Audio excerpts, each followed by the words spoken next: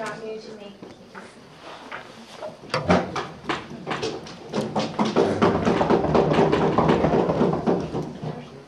Good afternoon for the last time, ladies and gentlemen. In this whip speech, I'm going to crystallize this debate into three main questions. First of all, should people have the choice to healthcare? Secondly, can improvements occur within public healthcare?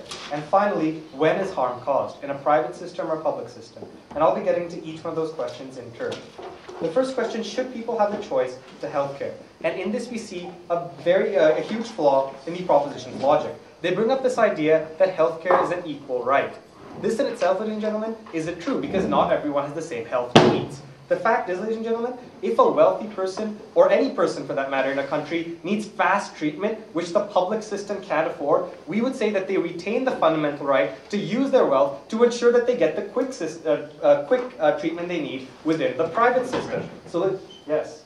But if the presence of this private system creates a detriment to the public system, would this not be an even bigger problem? No, see, again, we don't have detriment to the public system because the public system is going to be used by people who can't otherwise afford the private healthcare in question. So the fact is, we're not going to see a situation where they coincide, and in case we haven't heard any analysis on that point, in any case, on the proposition side of the House.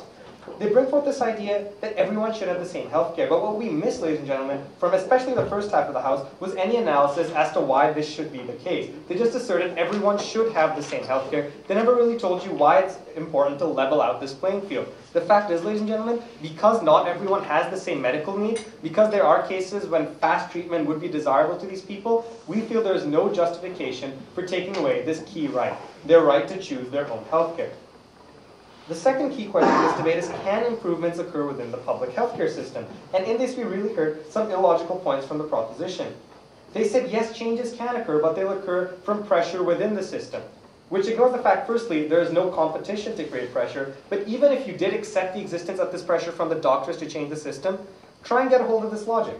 They're saying we should institute a public healthcare system so people can put pressure on it to make it more like a private healthcare system. What we would say, ladies and gentlemen, is that this step is completely unnecessary. If people want to have better wages, if people want to have a higher quality of healthcare, why institute public healthcare that has this whole pressure chain? Why not just keep it a two-tier system in private? Then we get to the third question, when is harm caused? In a private system or a public system? But before that, I'll take you. So if this private system makes it better for everyone, why is it that the poor are not having a better system? The fact is, we're not talking about a completely private system, sir. We're talking about a two-tiered system, which I'll just get into. Now, the extension on the proposition side of the House was that of a lack of faith, that people would view their government and they don't believe that they can provide essentials of life. But in a two-tiered system, ladies and gentlemen, where you do have this basic amount of healthcare, you don't see this happening because everyone knows they'll get healthcare. What they also know is that if they need better healthcare, they can go out and get it. So their entire extension doesn't exactly clash with the two-tiered system at all because everyone is still guaranteed healthcare. The only fact is you can choose what kind you want. To clash with this idea of a two-tiered system, they brought up the idea of Margaret Thatcher and two-tiered education in Britain. Well, we'd say in addition to being an isolated example, we can see two-tiered education systems working right here in Canada in the United States. So really this isolated example doesn't go against clashing with two-tiered systems at all. Then we got into a crucial point of analysis, quality and profit. This also ties into when is harm caused. The proposition side of the House would have you believe that these companies are going to be able to sacrifice quality for profit. And yet they themselves contradicted this when they stood up and said, you can't drive down the quality of a heart transplant to reduce price. Exactly, you can't do something like that.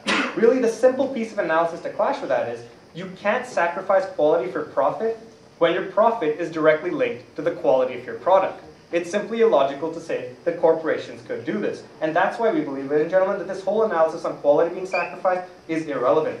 But when will quality be sacrificed, ladies and gentlemen? That goes into the opposition extension, the idea of a brain drain. When our best doctors are leaving because we're no longer able to give them the best deal. When our own doctors leave because they see better opportunities in other countries. That's when you see the quality of healthcare being affected. When the best doctors no longer want to stay here because there's no incentive to improve and no incentive to stay in a system that doesn't reward them for their talents. That's when quality is sacrificed, ladies and gentlemen, and that's when we see greater harm is caused. Within the public system, when you force your best doctors away, and when you have a system where subpar standards can be uplifted.